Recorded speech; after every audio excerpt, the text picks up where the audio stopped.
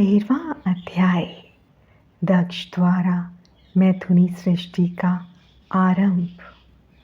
ब्रह्मा जी कहते हैं, हे नारद, प्रजापति दक्ष देवी का वरदान पाकर अपने आश्रम में लौट आए।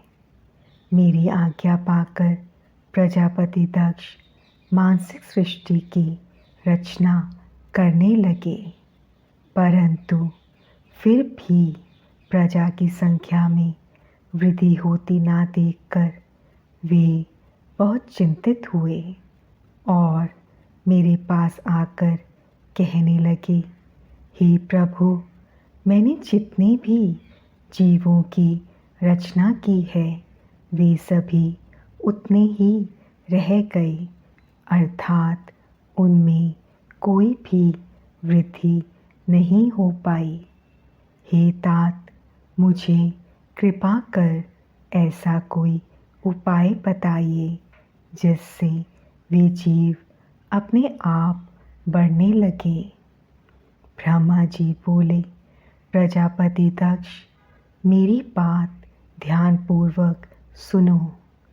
तुम त्रिलोकीनाथ भगवान शिव की भक्ति करते हुए यह कार्य संपन्न करो। वे निश्चय ही तुम्हारा कल्याण करेंगे। तुम प्रजापति वीरन की परम सुंदरी पुत्री असकनी से विवाह करो और स्त्री के साथ मैथुन धर्म का आश्रय लेकर प्रजा बढ़ाओ। असकनी से तुम्हें बहुत सी संतानें प्राप्त होंगी। मेरी आज्ञा के अनुसार दक्ष ने वीरन की पुत्री असकनी से विवाह कर लिया। उनकी पत्नी के गर्भ से उन्हें 10,000 पुत्रों की प्राप्ति हुई। ये हर्षव नाम से जाने गए। सभी पुत्र धर्म के पथ पर चलने वाले थे। एक दिन अपने पिता दक्ष से उन्हें प्रजा की सृष्टि करने का आदेश मिला। तब इस उद्देश्य से तपस्या करने के लिए वे पश्चिम दिशा में स्थित नारायण सर नामक तीर्थ पर गए। वहाँ सिंधु नदी व समुद्र का संगम हुआ है। उस पवित्र तीर्थ के जल के स्पर्श से उनका मन उज्ज्वल और ज्ञान से संपन्न हो गया। वे उसी स्थान पर प्रजा की वृद्धि के लिए तप करने लगे।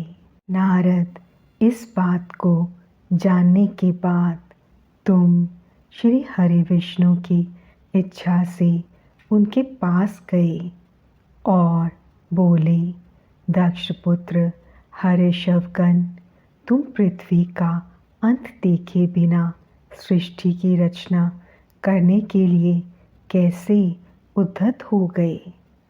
ब्रह्मा जी बोले, हर्षव बड़े ही बुद्धिमान थे। वे तुम्हारा प्रश्न सुनकर उस पर विचार करने लगे। वे सोचने लगे कि जो उत्तम शास्त्र रूपी पिता के निवृत्ति परक आदेश को नहीं समझता, वह केवल रजोगुण पर विश्वास करने वाला पुरुष सृष्टि निर्माण का कार्य कैसे कर सकता है। इस बात को समझकर वे नारद जी की परिक्रमा करके ऐसे रास्ते पर चले गए जहाँ से वापस लौटना असंभव है। जब प्रजापति दक्ष को यह पता चला कि उनके सभी पुत्र नारद से शिक्षा पाकर मेरी आज्ञा को भूलकर ऐसे स्थान पर चले गए जहाँ से लौटा नहीं जा सकता, तो दक्ष इस बात से बहुत दुखी हुए। वे पुत्रों के वियोग को सह नहीं पा रहे थे। तब मैंने उन्हें बहुत समझाया और उन्हें सांत्वना दी। तब पुनः दक्ष की पत्नी आसिकनी के गर्भ से शबलाशव नामक एक सहस्त्र पुत्र हुए। वे सभी अपने पिता की आज्ञा को पाकर पुनः तपस्या के लिए उसी स्थान पर चले गए जहाँ उनके बड़े भाई गए थे। नारायण सरोवर के जल के स्पर्श से उनके सभी पाप नष्ट हो गए और मन शुद्ध हो गया। वे उसी तट पर प्रणव मंत्र का जाप करते हुए तपस्या करने लगे।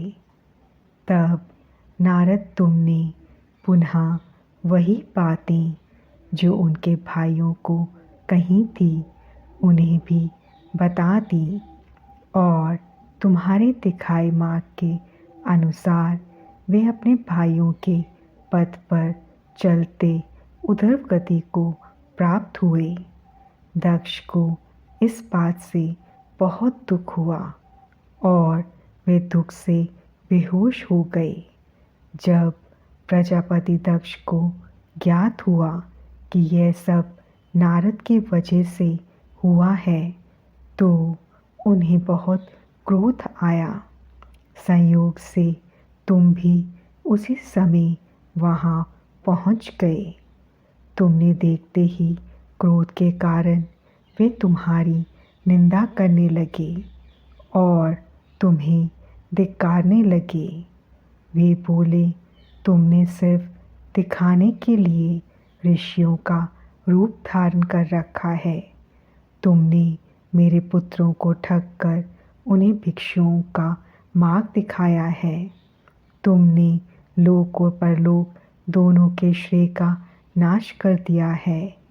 जो मनुष्य ऋषि देव और पितृणों को उतारे बिना ही मोक्ष की इच्छा मन में लिए माता पिता को त्याग कर घर से चला जाता है, सन्यासी बन जाता है, वे अधोगति को प्राप्त हो जाता है। हे नारद, तुमने बार बार मेरा अमंगल किया है, इसलिए मैं तुम्हें शाप देता हूँ कि तुम कहीं भी स्थिर नहीं रह सकोगे। तीनों लोकों में विचरते हुए तुम्हारा पैर कहीं भी स्थिर नहीं रहेगा, अर्थात तुम्हें ठहरने के लिए सुस्थिर ठिकाना नहीं मिलेगा। नारद, यद्यपि तुम साधु पुरुषों द्वारा सम्मानित हो, परंतु तुम्हें शोकवश दक्ष ने ऐसा शाप दिया जिसे तुमने शांत मन से ग्रहण कर लिया और तुम्हारे मन में किसी प्रकार का विकार नहीं आया।